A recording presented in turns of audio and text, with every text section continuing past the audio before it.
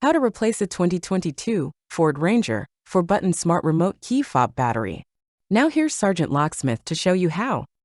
Alright, we're going to change the battery out on our 4-button Ford remote here.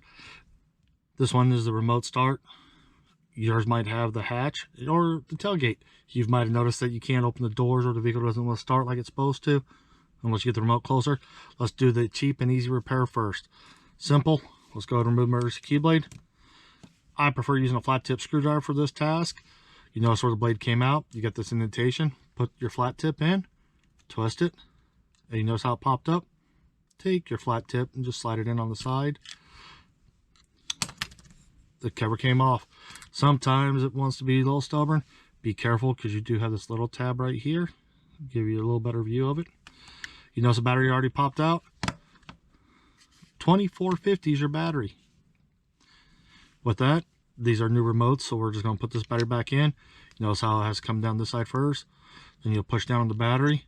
It didn't want to latch in with these little tabs. Don't worry. As long as the battery sits in like this, you'll be fine. This holder is designed to set it in there. That little tab goes in, push down. You just changed your battery out.